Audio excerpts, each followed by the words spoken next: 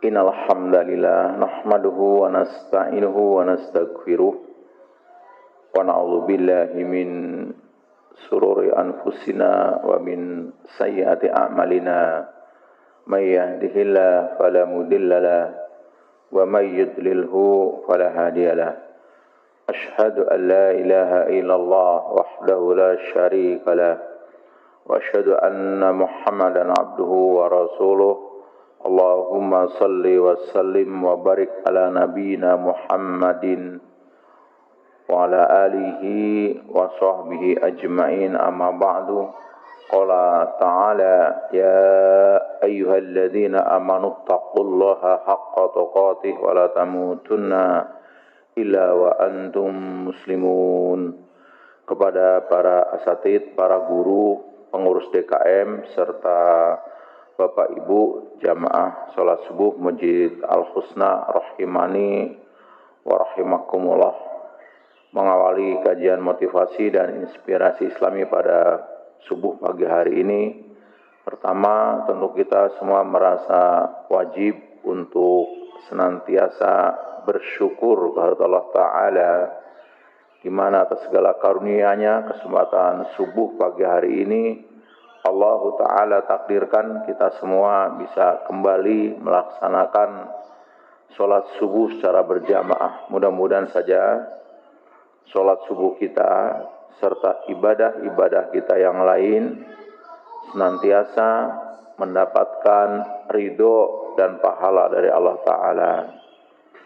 Sholawat dan ring salam, mari sama-sama Bapak Ibu sama-sama sanjungkan kepada baginda Rasulullah Sallallahu Alaihi Wasallam, para keluarganya, sahabatnya, dan orang-orang yang istiqomah dalam meneruskan perjuangannya. Izinkan pada pagi hari ini saya tidak membedah buku tipologi manusia terlebih dahulu, tapi pagi hari ini kita akan berbicara dengan tema jadikan Rasulullah Sallallahu Alaihi Wasallam teladan terbaik kehidupan kita. Lepas bahwa memperingati Maulid Nabi menjadi perdebatan yang saya pikir akan sampai hari kiamat, ada yang memperingati, ada yang tidak, tetapi yang harus kita ketahui, meneladani Rasulullah adalah sebuah kewajiban. Karena itu pagi hari ini kita akan berbicara bagaimana kita menjadikan Rasulullah teladan kehidupan terbaik bagi kita. Sebagai landasan teori motivasi modern mengatakan bahwa jalan tercepat untuk meraih sukses adalah melakukan apa yang dilakukan orang-orang yang sudah sukses. Jadi kalau dalam sekolah kita dulu mencontek perkara haram, dilarang mencontek, tapi dalam kehidupan nyata kita disuruh mencontek. Siapa yang dicontek, tentu kita akan memilih yang terbaik sesuai yang kita mampu. Dasar yang kedua adalah kenapa harus mencontoh yang terbaik adalah perkataan dari Imam Malik. Jadi kalau yang pertama nih menggunakan teori motivasi modern berbasis NLP, bahwa jalan tercepat untuk sukses adalah melakukan apa yang dilakukan orang-orang yang sudah sukses. Imam Malik dalam qaulnya mengatakan la yusliha akhiru hadhil ummah illa ma aslaha awwalaha. Tidak akan baik akhir umat ini melainkan apabila mereka mengikuti baiknya generasi umat yang pertama, umat terdahulu. Artinya generasi sekarang tidak akan pernah bisa sesukses generasi terdahulu, Rasul dan para sahabat serta orang yang mengikutinya, kecuali umat yang sekarang mengikuti apa yang dilakukan oleh umat terbaik. Tentu umat yang terbaik di bawah pimpinan Rasulullah Sallallahu Alaihi Wasallam. Nah, menariknya ketika kita memodel atau mencontoh seseorang yang sering lupa bahwa sukses itu dibangun oleh dua faktor. Faktor kelihatan dan faktor tidak kelihatan. Jadi kalau saya izinkan mengulang analog ini, kalau benda ini saya jatuhkan begitu, jatuh.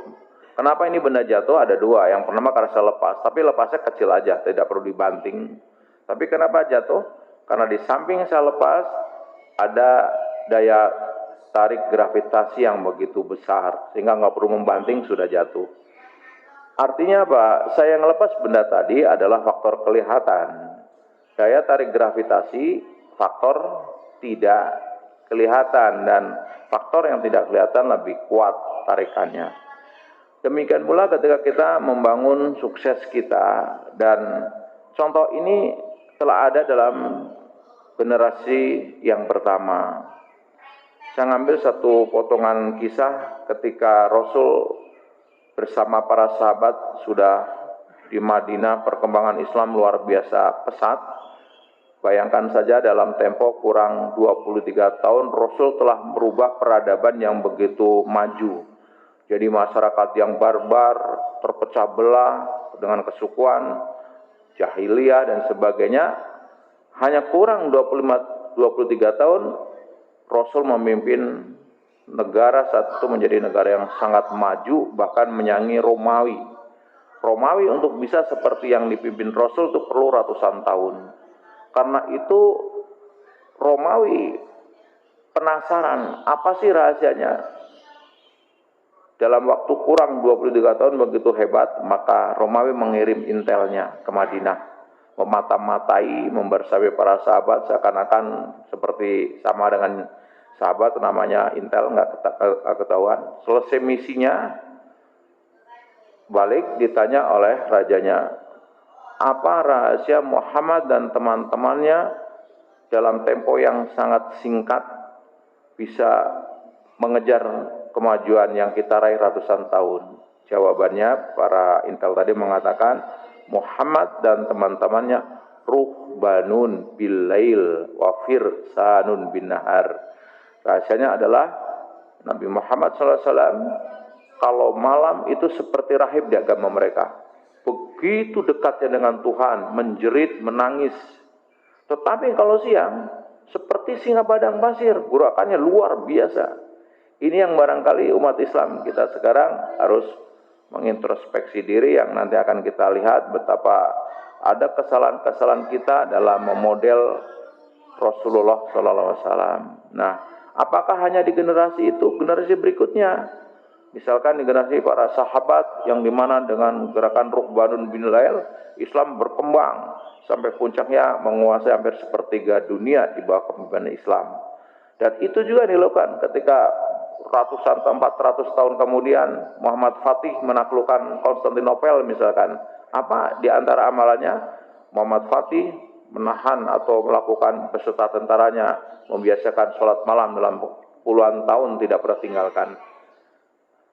Demikian pula faktor yang tidak kelihatan di Muhammad Fatih jelas ketika orang-orang yang ditanya siapa yang dari mulai balik sampai menaklukkan kota ini pernah sekali saya tinggalkan tahajud, sebagian mereka dalam keadaan berdiri duduk, tetapi Muhammad Fatih tidak, karena Muhammad Fatih dalam kurang lebih 20 tahun dia, atau 10 tahun ya, kalau baliknya katakan umur 15 tahun, katakan saja penaklukan itu ketika dia umur 22 tahun, kurang lebih 10 tahun lah sebut saja, dia tidak tinggalkan salat malam. Nah, tetapi Muhammad Fatih tidak hanya itu. Muhammad Fatih dalam umur 7 tahun sudah hafal Quran 30 juz. Dia menguasai 7 bahasa asing, ahli strategi, ahli berkuda dan sebagainya. Pendek kata, untuk meraih sukses yang luar biasa selalu dibangun dua faktor. Faktor kelihatan dan faktor tidak kelihatan. Demikian pula ketika Salahuddin Al-Ayyubi ketika menjelang perang Salib II, dipastikan setahun sebelum penyerangannya, dipastikan umatnya sholat subuhnya seperti sholat Jum'ah yang diawali dengan sholat tahajud. Ini menunjukkan bahwa sukses yang dimaksud di sini, saya pernah dikomplain orang sudah mengikuti apa yang saya inginkan dari seseorang, semua dilakukan, tapi ternyata sebagian kita baru lakukan faktor yang kelihatan. Ada faktor yang tidak kelihatan. Beberapa pengusaha besar yang saya temui dari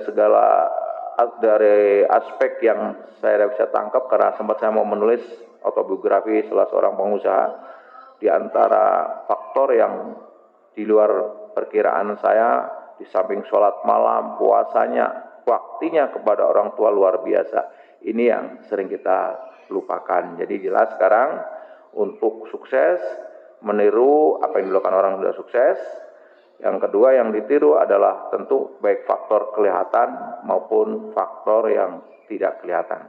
Nah, ketika kita ingin mencari model, tentu model yang terbaik bagi kita, dan kita bersyukur sebagai umat Islam punya model atau contoh yang luar biasa baik yang direferensi. Pertama, berdasarkan ayat-ayat qauliyah, yaitu dari firman Allah Ta'ala. Yang kedua, berdasarkan ayat ilmiah, berdasarkan penelitian yang secara ilmiah bisa pertanggungjawaban.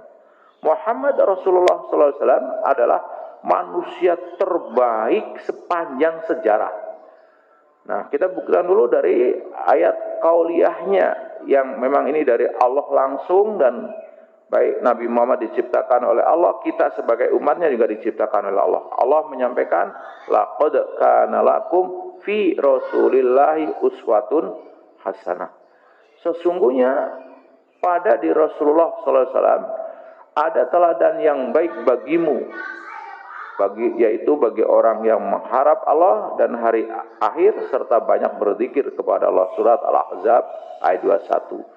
Ini sifatnya bisa subjektif. Kalau orang yang kebetulan tidak beragama Islam akan mengatakan, ya itu kan kitab kamu, itu kan pimpinanmu. Bagaimana dengan orang-orang yang di luar Islam misalkan? Alhamdulillah ada ayat ilmiah, yaitu apa?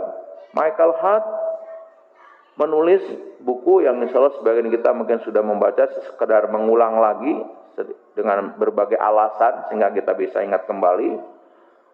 Michael menulis ini 100 tokoh paling berpengaruh dalam sejarah tahun 71-an perkiraan saya, karena ketika itu saya SMA kelas 2 tahun 83-84 sudah membaca buku ini dan sangat luar biasa ya. Nah, sekarang mari kita lihat kenapa disebut ilmiah. Nah, Hart menulis dari puluhan miliar manusia di muka bumi, kata beliau, tak lebih dari 1 juta orang yang bisa masuk buku biografi dalam arti luas. Dari jumlah itu cuma 20.000 orang yang hasil upayanya punya harga untuk disebut dalam buku kamus biografi. Dan dari jumlah itu hanya 0,5% atau sekitar 100 orang yang saya cantumkan dalam daftar urutan saya, kata beliau. Jadi beliau meneliti di muka bumi ini miliaran manusia. Dari miliaran itu diseleksi hanya 1 juta orang yang benar-benar punya pengaruh yang bisa masuk dalam kamus biografi yang punya arti lah.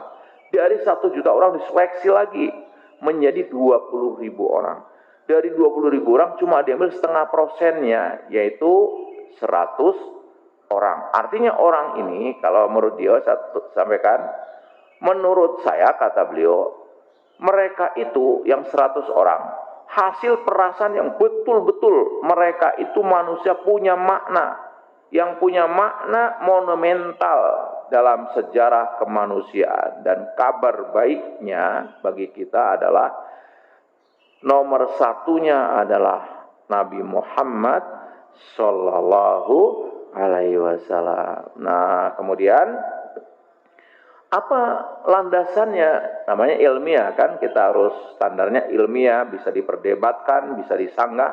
Kalau memang ada orang yang mengatakan ini salah, tentu mereka harus menyajikan ini loh dengan landasan ini, berargumen gitu ya, namanya ilmiah. Saya menulis mengambil dari apa yang beliau sampaikan. Nabi Muhammad SAW adalah penyebar agama Islam, kata beliau. Penguasa Arabia, mempunyai karir politik dan keagamaan yang luar biasa.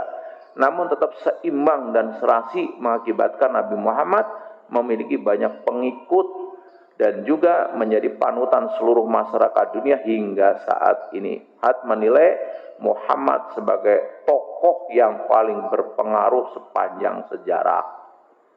Oke, saya teruskan dulu dari apa yang beliau tulis ya.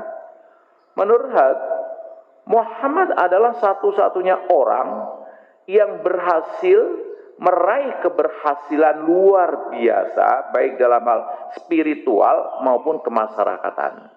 Ya, Had mencatat bahwa Muhammad mampu mengelola bangsa yang awalnya egoistis, barbar, terbelakang, dan terpecah belah oleh sentimen kesukuan menjadi bangsa yang maju dalam bidang ekonomi, kebudayaan, dan kemiliteran, bahkan sanggup mengalahkan pasukan Romawi yang saat itu merupakan kekuatan militer terdepan di dunia.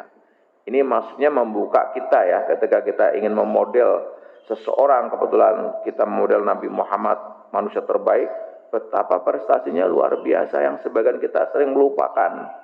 Saya mohon maaf untuk autokritik ya, dari saya kecil sampai sekarang seringkali ketika peringatan Maulid Nabi yang mereka mengadakan, ya menceritakan seakan-akan Nabi Muhammad lahir dalam keadaan yatim, waktu kecil menggembala kambing, menjadi pelayannya Khadijah, dan ketika umur 25 tahun menikahi seorang janda kaya.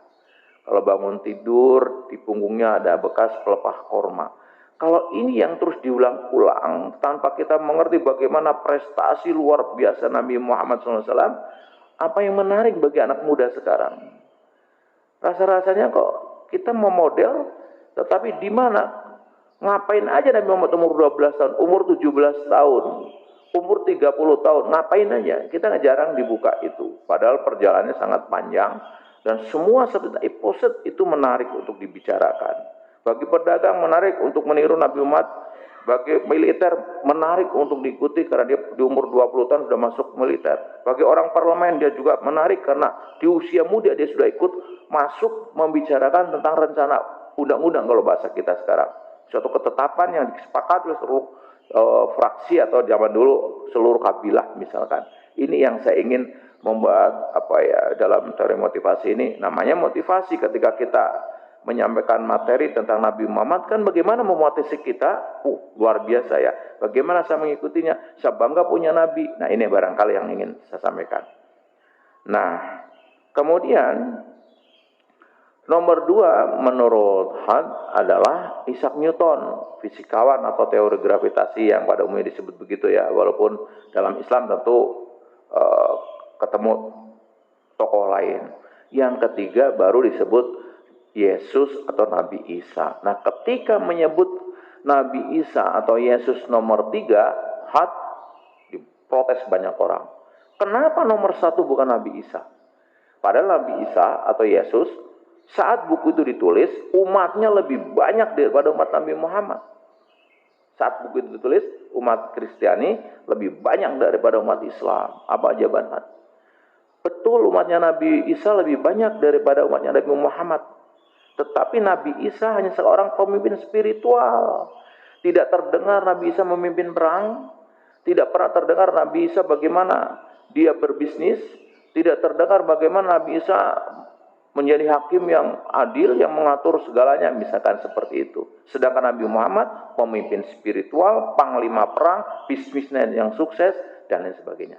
Itu argumen yang dipakai oleh Had. Makanya kalau ada yang tidak cocok ya buat dong argumen. Sanggah ini kan gitu ya. Ini namanya ayat ilmiah. Gitu. Selanjutnya nomor 4 Siddhartha Gautama, nomor 5 Konghucu dan seterusnya lah. Dan menariknya ada yang komplain juga, kenapa bukan Genghis Khan? Bukanlah dia seorang panglima perang yang menaklukkan negara demi negara gitu ya. Dijawab oleh Had. Ini kalau Bapak baca bukunya kurang lebih begitu, dialog-dialog, karena ini sebuah karya ilmiah, tentu banyak yang bertanya, menyanggah. Dijawab kenapa bukan Genghis Khan? Genghis Khan seorang penakluk yang dari bangsa Mongol yang luar biasa ya, daerah taklukannya. Tetapi Genghis Khan hanya seorang panglima, seorang penakluk, bukan seorang pemimpin spiritual, juga bukan orang bisnismen, dan lain sebagainya. Pendek kata, argumen yang disampaikan oleh Had betul-betul tidak bisa tersanggahan bahwa Nabi Muhammad adalah manusia terbaik sepanjang masa. Subhanallah ya. Oke, nah mari masuk ke dalam ke kita. Kita punya model yang segitu baik gitu ya. Terus apa yang kita lakukan? Apa tiba-tiba kita langsung meneladani? Tidak, ada tahapannya. Bagi kita, ada kewajiban seorang muslim kepada Rasulullah sebagai teladan terbaik. Agar ketika kita mengikuti, jelas menjadi perkara yang bahwa itu perkara agama, juga perkara kehidupan gitu ya.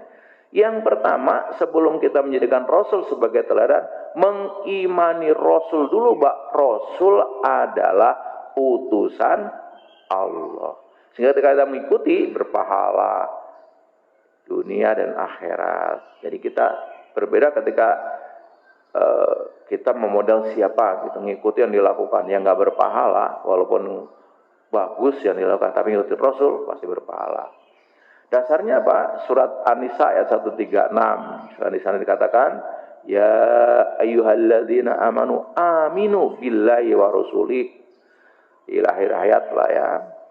Wahai orang-orang beriman, tetaplah beriman kepada Allah dan Rasulnya, dan kepada kitab yang Allah turunkan kepada Rasulnya, serta kitab yang Allah turunkan sebelumnya. Jadi ketika kita ingin menjadikan Nabi Muhammad SAW sebagai teladan kita, imani dulu bahwa Nabi Muhammad adalah utusan Allah. Imani Allah, Nabi Muhammad utusan Allah, dan Nabi Muhammad membawa kitab Al-Quran, imani juga gitu. Jadi ini penting karena petunjuknya untuk mengimani dia juga Al-Quran. Oke. Yang kedua, setelah kita mengimani, mencintai. Disebut kita belum sempurna iman kita kalau belum menjadikan cinta kita yang pertama Allah dan Rasulnya. Itu. Bagaimana kalau cinta kita kepada Allah dan Rasulnya dinomor duakan? Ini yang kemudian Allah memberikan dalam tanda petik peringatan kepada kita bahwa ada bahaya kalau Allah dan Rasulnya dinomor duakan. Misalkan di surah At-Taubah ya ayat 24 Allah berfirman yang artinya, katakanlah Muhammad, jika bapak-bapak, anak-anak, saudara-saudara, istri-istri, kaum keluargamu, harta kekayaan yang kamu usahakan, perniagaan yang kamu khawatiri kerugiannya, dan tempat tinggal yang kamu sukai adalah lebih kamu cintai dari Allah dan Rasulnya, dan dari berjihad di jalannya, maka tunggulah sampai Allah mendatangkan keputusannya. Nah barangkali sekarang kita ini yang terjadi karena cinta kita kepada Allah dan Rasulnya dinomor duakan. Nah sebagian masyarakat kan ketika memperingati begitu ramenya sampai penuh masjid kita, sampai bikin tenda gitu ya.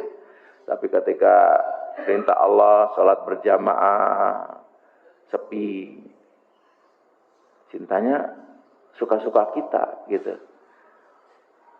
Ketika kita mencintai Rasul berarti mengikuti yang Allah perintahkan. Perkaranya jelas ya. Nah ini yang mulai kita otokritik lah ya. Jadi mestinya ketika alasan mereka yang memperingati kan mengenang, mengikuti Rasul ketika memperingati, ya mestinya hasilnya dipraktekkan, kurang lebih begitu ya. Otokritik lah buat kita. Jadi jangan terbalik-balik sekarang esensinya. Jadi ngapain sekarang memperingati kalau kemudian esensi dari memperingati itu mengenang, mengikuti, mencintai, kemudian tidak dilakukan.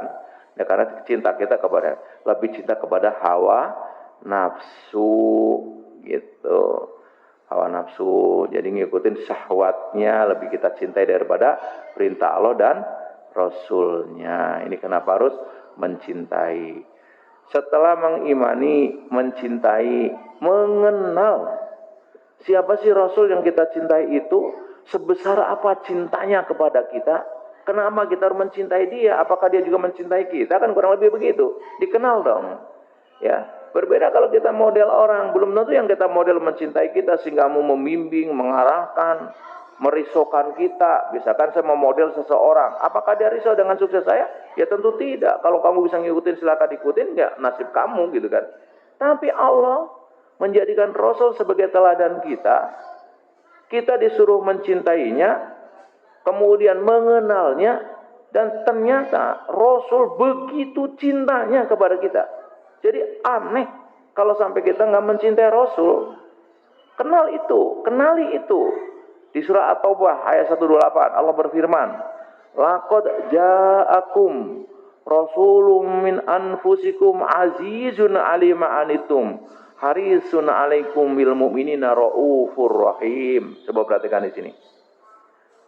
Sungguh telah datang kepadamu seorang rasul dari kaummu sendiri, berat terasa olehnya penderitaanmu, sangat menginginkan keimanan keselamatan bagimu, amat belas kasihan lagi penyayang terhadap orang-orang mukmin. Begitu risaunya Rasul kepada kita. Ingin setiap kita selamat, ingin setiap kita beriman agar sukses dunia dan akhirat, dijauhkan dari api neraka karena imannya, tidak kekal di neraka karena imannya. Tapi bagaimana sekarang?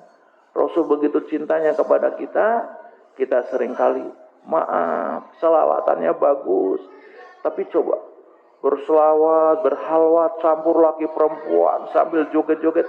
Walau alam deh kalau saya apa iya, dan tidak terdengar sahabat dan orang-orang soleh terdahulu bersolawat sambil berjoget ria, berhalwat, sedangkan berhalwat laki perempuan di tempat ramai seperti itu tidak dibenarkan karena sudah tidak bisa dikontrol lagi bagaimana di antara mereka nyampur jadi satu. Dan sekarang yang seperti bisa kita lihat, apakah mencintai Rasul seperti itu gitu kan? Nah, kenal Rasul begitu cintanya kepada kita. Sebagian riwayat bahkan ketika Rasul menjelang meninggal dunia masih mengatakan, ummati, ummati, ummati. Bagaimana umatku nanti, walaupun ada perdebatan. Tetapi dari ayat ini jelas, Rasul begitu merisaukan kita. Pernahkah kita merisaukan bagaimana ajaran Rasulullah bisa kita praktekkan? Apakah anak-anak kita sudah mengenal Rasul? Siapa Rasul itu? Maka bagaimana caranya mengenalkan anak-anak kita, generasi muda kita tentang Rasul? Ya tentu seperti yang disampaikan sahabat, mengenal Rasul dengan belajar sirah nabawiyah. Yang diantara kita seringkali nggak selesai. Ya kalau di pesantren itu dari mulai sanawiyah, aliyah, terus saja dengan berbagai kajiannya sirah nabawiyah ini karena melengkapi ilmu yang lain ya. Ketika bicara tafsir pasti muncul sirah nabawiyahnya. Ketika bicara misalkan kalau yang di fikih bicara tentang beberapa asbabun nuzul di situ tentang perintah-perintah yang kaitan dengan syariat juga muncul juga. Jadi kita harus mengajarkan seperti yang dikatakan oleh dari Sa'ad bin Abi Waqqas, dulu kami mengajarkan anak-anak kami peperangan Rasulullah sebagaimana kami mengajari mereka sebuah surat dalam Al-Quran. Jadi kewajiban orang tua di samping mengajarkan mereka sholat, membaca Quran, mengenalkan sirah nabawiyah. Kemudian saya mengajar di satu masjid secara urut, tapi tentu saya konsepnya motivasi urut tentang sirah nabawiyah dari peradaban yang ada di Arab sebelum Rasul diutus sampai Rasul diutus sampai Khulafaur Rasyidin. Baik, nah baru yang terakhir, setelah kita mengimani, mencintai Rasul di atas cinta kita yang lain, kemudian mengenal siapa Rasul dan begitu cintanya Rasul kepada kita, maka yang keempat mengikuti atau menjadikan Rasulullah Sallallahu Alaihi Wasallam teladan kehidupan terbaik kita. Nah, pada dasarnya Allah yang suruh kita mengikuti. Tadi sudah ini modelnya Rasul. Setelah tahu model terbaik, ikuti. Dalam surat Al-Imran ayat 31 Allah berfirman, "Qul in kuntum tuhibbunallaha fattabi'uni yuhibbukumullahu wa yaghfir lakum dzunubakum wallahu ghafurur rahim." Katakanlah Muhammad, jika kamu benar-benar mencintai Allah, kepada para sahabat ya, kepada kita semua, ikutilah aku. Jadi kita suruh mengikuti. Ya, Suruh bagaimana Rasul berjuang, bagaimana Rasul dalam ibadah, bagaimana Rasul bermuamalah, suruh mengikuti. Ya. Baik. Kemudian di surat Al-Hasyr 7, cara mengikuti gimana? Wa ma atakumur rasulu fakhudhuhu wa ma nahakum anhu fantahu. Apa yang diberikan Rasul kepadamu maka terimalah. Dan apa yang dilarangnya bagimu maka tinggalkanlah. Inilah pentingnya kita mengikuti Rasul, semuanya berpahala. Dan contoh dari mulai bangun tidur sampai tidur lagi, bahkan sampai urusan sangat kecil, masuk kamar mandi dicontohkan oleh Rasul. Tapi sering diantara kita, mohon maaf, sibuk mengerjakan perkara yang gak dicontohkan Rasul, sementara amalan yang dari Rasul ditinggalkan. Ini peringatan buat kita. Kalau kita betul-betul ingin menjadikan Rasul sebagai model, ada perintah Allah kepada kita, di samping kita mengimani, mencintai, mengenal adalah mengikuti. Mari kita bedah. Seperti di buku-buku saya sebelumnya, kita selalu mencoba mendiagnosis masalah, kemudian kita mencoba mengobatinya semampu yang bisa saya. Jadi selalu pola dalam buku-buku saya, termasuk yang sekarang ini yang sedang kita bicarakan, mendiagnosis. Jadi untuk apa? Menterapi kita, jangan kita ngobati sebelum diterapi, salah terapinya nanti. Oke. Nah, kalau kita mati, adanya kesalahan dan hambatan dalam meneladani Rasulullah SAW. Pertama, kesalahan. Di antara kesalahan kaum muslimin dalam meneladani Rasul, ya minimal 4 lah, bisa lebih. Apa contohnya dari 4 ini yang sangat populer? Berlebihan dalam ibadah. Ibadah di sini maksud ibadah infiradi. Misalkan seseorang, wah luar biasa ibadahnya, siang malam sholat zikir, tapi lupa bahwa dia tidak peduli dengan lingkungan. Dia lupa bahwa ada tetangga kita miskin. Dia lupa bahwa sekitar kita ada banyak kemungkaran. Coba lihat, Rasul suatu hari bersabda, kalau saya menemani seseorang untuk pergi memberi makan seseorang, itu lebih saya sukai daripada saya iktikaf di Masjid Nabawi 2 bulan. Kayak apa sih keutamaan di Masjid Nabawi? Sekali sholat di sana sama dengan 1000 sholat tempat lain. Iktikaf 2 bulan bagaimana? Pahalanya kayak apa? Tapi lebih dia sukai kalau dia berjalan menuju seseorang memberi makan. Sebagian kita seakan-akan jangankan mikirin ekonomi umat gitu ya. Keadaan umat pun terlupakan karena sibuknya ibadah. Masya Allah Ta'ala. Ini kelihatannya baik ya Pak. Baik, tapi ini dikatakan berlebihan dalam ibadah karena dia lupa bahwa ada ibadah yang disebut dalam istilah saya ibadah sosial, bermuamalah tadi. Kita nggak peduli anak-anak nggak kenal agama, kita nggak peduli anak-anak kecil pada ngerokok, padahal itu ibadah buat kita dan kewajiban kita, gitu. Luar biasa ya. Ini otokritik lah. Jadi ya seimbang tadi bahwa Rasul kan model yang luar biasa. Rasul juga sholat malam, Rasul juga mendakwakan, Rasul juga menjadi hakim yang di antara perselisihan di antara mereka. Seperti itu, ya. Yang kedua, meneladani sepotong-sepotong urusan dunia ditinggalkan. Seakan-akan dunia tidak penting. Lantas kalau dunia tidak penting, kita tinggal di mana? Bukankah dunia dengan akhirat tidak bisa dipisahkan? Dunia jalan menuju akhirat. Nah, sebagian kita seakan-akan dunia nggak penting.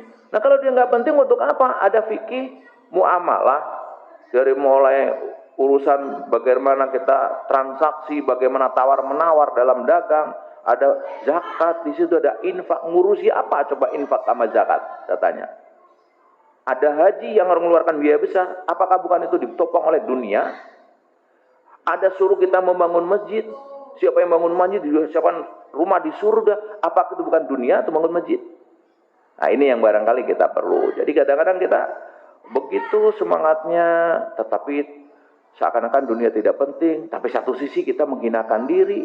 Di pinggir jalan membangun masjid bertahun-tahun, yang gitu, sampai orang-orang yang nggak seagama kita tanya, itu bangun masjid emang udah sekian tahun belum selesai, tuh masih terus saja. Emang udah nggak ada lagi orang muslim yang mampu? Dan akibatnya apa kalau kita nggak ngurus dunia? Coba, ada penulis, seorang profesor dari Mesir, menulis bahwa seandainya Pak, surga itu ditongolkan ke muka bumi. Ini dalam bahasa dia, kalau terjemah dalam bahasa Indonesia. Maka Indonesia adalah surganya. Apa dasarnya katanya? Seluruh gambaran yang ada di surga ada di Indonesia. Buah-buahan ada di Indonesia.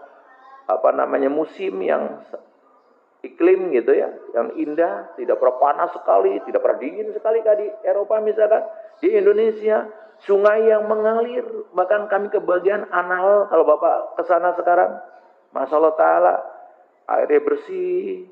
Kita di situ ada pohon durian, ada pohon jambu, ada suara-suara angsa yang kita pelihara banyak, ratusan kambing, pada bunyi, ikan 8 kolam, kalau kita duduk sambil ngasih makan, gruyuk gitu. Suara-suara itu yang indah-indah, angin yang semilir ada di surga. Belum ngomong tentang apa? Kandungan sumber daya alam kita Pak yang luar biasa. Pertanyaannya, kenapa surga yang nongol di Indonesia ini sekarang tidak menjadi surga bagi kita? Apa pertanyaannya? Konon terakhir ini kita termasuk negeri miskin. Kok bisa hidup di tanah surga, warganya miskin? Mayoritas muslim. Bisa jadi karena sebagian kita mendakwakan terlalu kencang. Jangan mengejar dunia. Mungkin perlu diluruskan ya Pak ya. Mencintai dunia itu yang nggak boleh. Kita kejar dunia untuk akhirat. Kita lebih berharga, dan Islam mengajarkan kita bermental kaya. Bahkan ketika dalam keadaan miskin pun suruh sedekah Pak. Mental kaya Pak yang dibangun. Nah mental kaya kan nggak mungkin orang kaya malas, nggak mungkin orang kaya itu nunggu dipimpin. Orang-orang kaya mengambil peranan, apa yang saya lakukan, bukan nunggu instruksi gitu ya. Peranan ini yang perlu dirubah. Jadi dunia tetap menjadi penting bagi kita untuk tujuan akhirat. Yang nggak boleh itu mencintai dunia sehingga melupakan akhirat. Jadi dunia ada di tangan bukan di hati. Tapi bahwa dunia penting, yes. Oke. Yang ketiga, meneladani yang disukai aja. Ini punten ya, kalau waktu kurban kan sering ada ya canda-candaan sesama kita.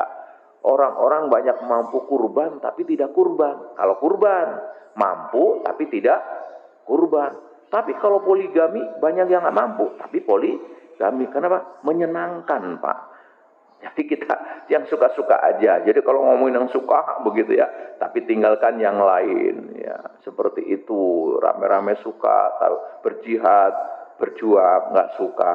Yang teladani semua gitu. Yang keempat, meneladani bentuk dohirnya saja, akhlak dilupakan.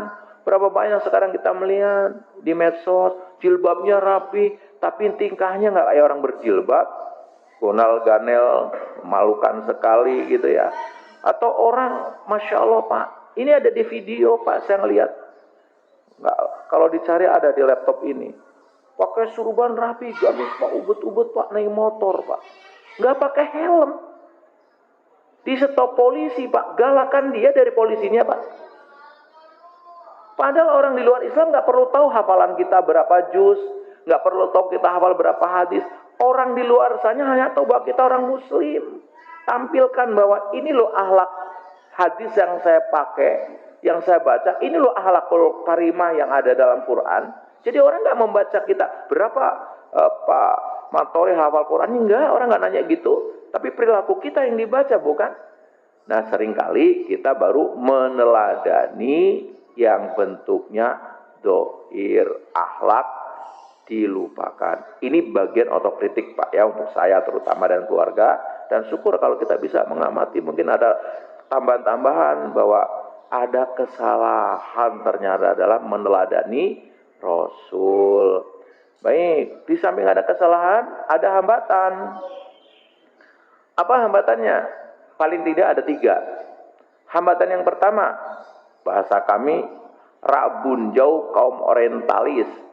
Orang-orang yang belajar Islam tapi bukan di negeri Islam, di Belanda, di Amerika misalkan. Yang mengajar juga bukan Islam, tapi ngomongin tentang Islam. Bayangin aja. Satu di antara sebab ketidakmampuan kita mengambil suri tauladan Rasul SAW secara holistik dan komprehensif adalah karena adanya distorsi image yang muncul dari akses studi para orientalis. Karena lihat Rasul jauh jadi nggak kelihatan. Apa misalkan contoh konkretnya? Washington Irving menulis, iya Nabi Muhammad maksudnya amat mengutamakan kenecisan, suka wanita, coba wangi-wangi, istrinya banyak, suka berperang. Itu yang dipotret sama dia. Dia tidak pernah tahu bahwa Nabi Muhammad bagaimana merubah peradaban dari masyarakat barbar menjadi masyarakat yang maju. Ekonomi riba menjadi ekonomi yang teratur, menjadi hubungan internasional, jangankan manusia, binatang saja terlindungi setelah Muhammad menjadi Rasul. Kenapa? Rahmatan lil alamin. Contoh Pak, contoh menyembelih binatang diatur dalam Islam Pak. Pisaunya harus tajam, jangan dilihatkan kepada kambing yang mau disembelih, takut stres. Gak boleh dipukul kayak mereka, digantung dipukulin, disetrum. Coba Bapak dalam safar, punten, mau buang air kecil, tapi nggak ada toilet. Bapak nyari kebun atau apa ya, nggak boleh. Bapak ada lubang di situ, Bapak buang air kecil di situ. Takut ada binatang di situ, bisa mabok dia. Dilarang Pak. Ketika perang, kita nggak boleh Pak membunuh perempuan, membunuh anak-anak, merusak tempat ibadah, pohon-pohonan. Makanya ketika perang Ambon, ini beberapa teman yang ke sana, untuk membedakan mayat orang mukmin dan ini kafir gampang sekali katanya. Kalau mayatnya hancur itu mukmin dia. Karena mereka kalau udah bunuh dia hancurin kita. Tapi orang muslim karena Allah berjuang, udah mati ya sudah dihormati. Nah dia melihat eksesnya aja, suka wanita. Pernah tahu nggak Nabi Muhammad ketika dengan Khadijah menikah, dua konglomerat ketemu. Nabi Muhammad hartanya banyak, Khadijah banyak.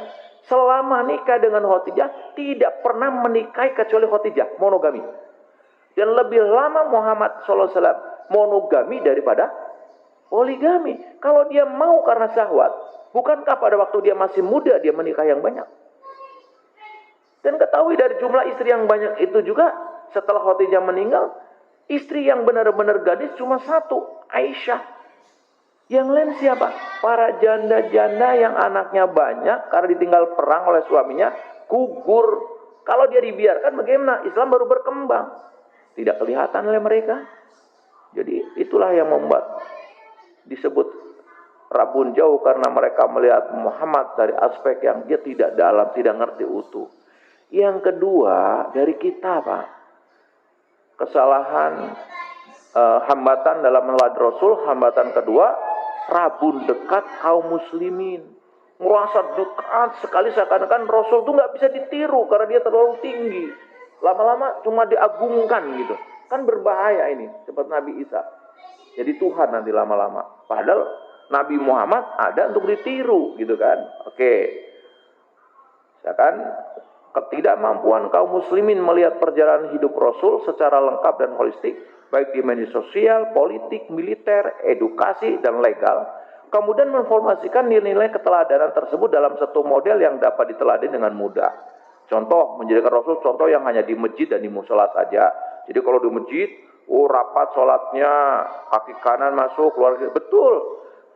Tetapi kalau di luar kita udah nggak rapat lagi ekonominya Pak. Beda antara kunut nggak kunut, sudah nggak teguran, sudah nggak akrab lah. Makanya kita nggak heran kalau 212 bubar Pak. Karena kita nggak kompak, belum berjamaah Pak. Karena memaknai jamaah hanya di masjid. Padahal Rasul mengajarkan jamaah ya dalam seluruh aktivitas biar Islam kuat seperti bangunan kan gitu kan. Kadang-kadang memposisikan Rasul terlalu tinggi, seakan-akan Rasul nggak bisa ditiru. Itu kan Rasul, wah tinggi sekali.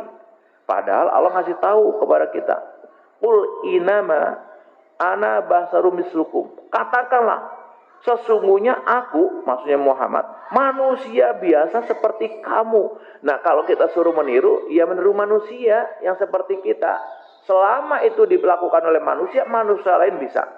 Contoh, ini merek laptop saya ini, pasti ada merek lain. Kenapa? Ini buatan manusia. Air mineral dulu 1, sekarang ratusan. Kenapa? Itu buatan manusia. Berarti apa? Selama yang dilakukan oleh Muhammad sebagai manusia, orang lain bisa melakukannya. Ini terapinya. Dan hambatan yang ketiga, jiwa yang sinis, Pak. Rabun jauh, rabun dekat, ada juga sebagian golongan jiwanya sinis. Apa maksudnya? Faktor lain yang menghambat peneladanan Muhammad SAW secara holistik adalah jiwa yang sinis. Setiap kali uswah hasanah, Rasul akan dibawa keluar dari masjid dan musola seolah-olah, Pak, tidak ada hubungannya antara sunnah Rasul dan kehidupan bisnis, kebijakan fiskal, intervensi politik dan sebagainya. Di gedung MPR, kita harus musyawarah seperti yang contohkan Rasul. Jangan bawa Rasul, ini kantor gedung MPR. Ketika dagang, Pak, timbangan harus benar, Pak. Rasul mengajarkan begini, Pak, begini. Ini di pasar, bukan di masjid. Jangan bawa Rasul. Masya Allah. Habislah sudah. Ini adalah jiwa yang sinis.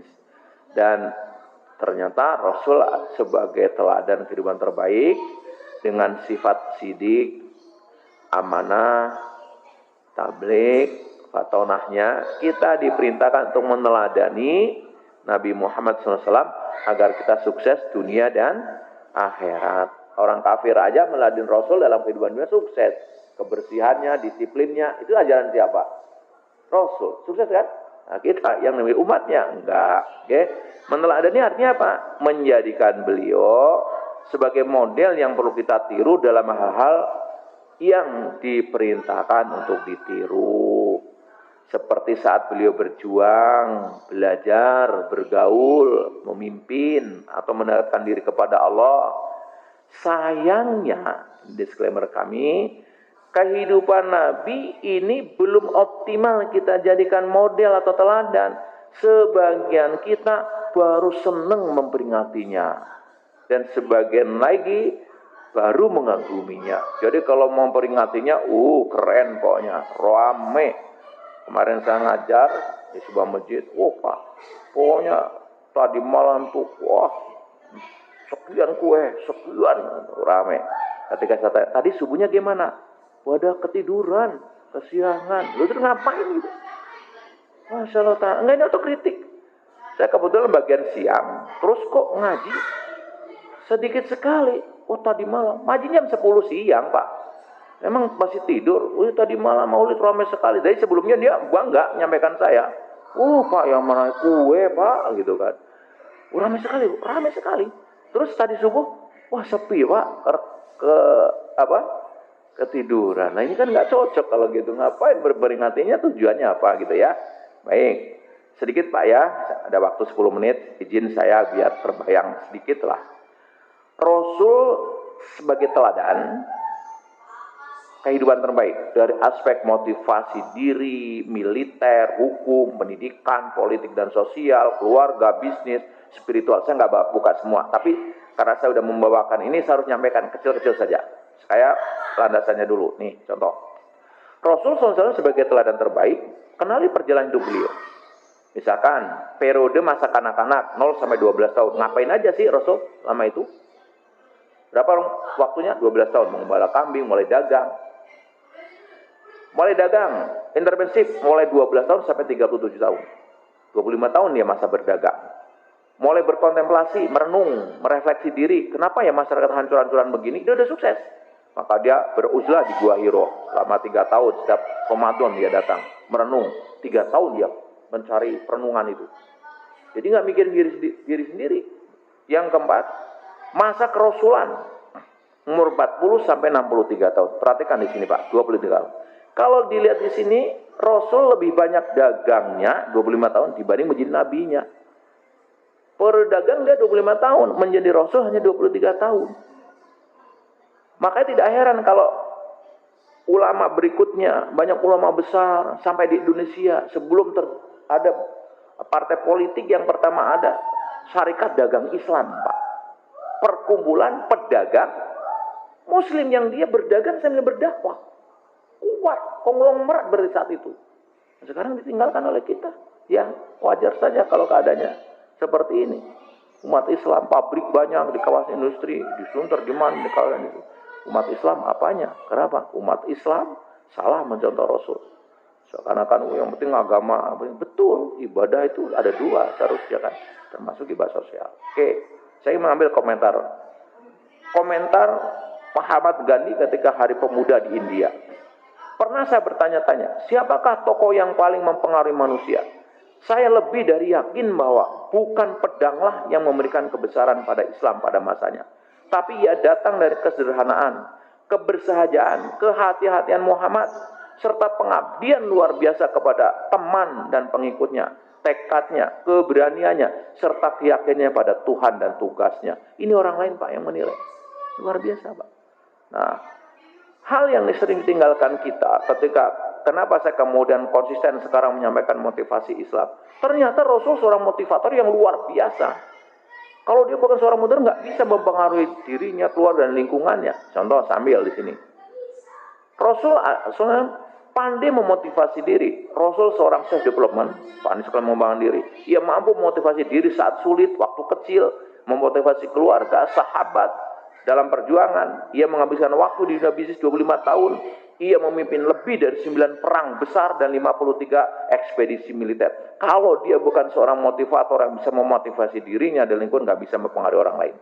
Dalam teori manajemen, kita seorang pimpinan harus bisa mempengaruhi orang lain. Dan bagaimana akan mempengaruhi orang lain kalau dia nggak bisa memotivasi diri sendiri? Nah, kita sering ilmunya banyak, tapi nggak punya motivasi. Kurang bermanfaat ilmunya. Ngelola uang banyak, tapi nggak punya motivasi, nggak jalan juga bisnisnya. Nah, mungkin yang pernah dengar, Rasul itu sudah masuk ke militer, terbukti ketika perang Fijar. Di sini dikatakan, perang ini dinamakan perang Fijar karena dinodainya kesucian Syahrul Haram pada bulan tersebut. Dalam perang ini Rasul SAW ikut serta dan membantu paman-pamannya menyediakan anak panah buat mereka. Jadi perang ini meletus pada saat Rasul berusia 20 tahun. Jadi 20 tahun Rasul udah ikut perang. Rasul berarti apa ya? Wajib militer mungkin kalau bahasa kita. Intinya bukannya digambarkan Rasul yatim gitu, menjadi pelayannya Khadijah, nikahin janda. Masa gitu amat? Gitu ya. Tega amat sih. Rasul itu orang. Masuk misalkan sini satu yang jarang, politik. Usai perang Fijar diadakan perdamaian dan dikenal istilah Hifdzul Fudul gitu dah. Nah, Rasul mengatakan apa? Di sini dikatakan bahwasanya pertemuan ini diadakan di rumah Abdullah bin Jud'an. Semua kabilah dari suku Quraisy ikut dalam perjanjian tersebut dan di antara isinya adalah kesepakatan dan upaya untuk selalu membela siapa yang didolimi dari penduduk Mekah dan mereka akan menghukum orang yang berbuat dolim. Jadi ini kumpulan orang-orang dari seluruh kabilah menentukan undang-undang lah kalau sekarang. Kayak sekarang yang ada kan katanya lagi undang-undang perampasan aset masih belum dan sebagainya, itulah dibicarakan misalkan gitu ya. Dan apa kata Rasul? Aku menghadiri sebuah perjanjian di rumah Abdullah bin Jud'an. Tidaklah ada yang melebihi kecintaanku pada unta merah kecuali perjanjian ini. Andai aku diajak untuk menyepakati perjanjian ini di masa Islam, aku pun akan mendatanginya. Terkenang banget. Jadi ibaratkan dia bisnisnya oke, masuk parlemen, tentara. Di mana itu disebutkan ketika peringatan-peringatan itu? Saya ingin mengingatkan diri kita. Terus banyak ngomong kayak gini. Seorang pedagang bisa belajar, seorang politikus belajar dengan ini, ahli hukum belajar. Nah, siapa Rasul dari keluarganya dan bagaimana setelahnya? Beliau mengatakan apa? Aku lahir dari pernikahan, tidaklah aku dilahirkan dari perzinahan. Mulai dari Nabi Adam sampai pada ayah ibuku, tidak ada kebejatan jahiliyah sedikit pun dalam nasabku. Memang masa jahiliyah, tapi Muhammad tidak terpapar. Bayangkan Pak, ya. Nah contoh, kalau Bapak lihat di sini, Nabi Muhammad, bapaknya Abdullah, ibunya Aminah. Antara ibunya dan bapaknya ketemu di mbahnya yang ke berapa? Satu, dua, tiga, empat, kelima. Satu keturunan kesananya sampai ke Nabi Ibrahim. Jadi orang-orang besar semua, ya. Aku diutus dari keturunan Bani Adam yang terbaik pada setiap kurunnya hingga sampai pada kurun di waktu aku dilahirkan. Jadi terbaik. Jadi kita pantas dong mencontoh yang terbaik gitu, Pak. Ya, ini kalau dibicarakan di majelis-majelis yang ibu-ibu atau kita semua baik karena Rasul mengatakan sebaik-baik kalian adalah yang berbuat baik kepada keluarganya, sedangkan aku adalah orang yang paling berbuat baik pada keluargaku. Sekarang banyak orang bisa ngurus karyawan sampai 30.000, ngurus istrinya nggak selesai, ngurus anaknya nggak selesai.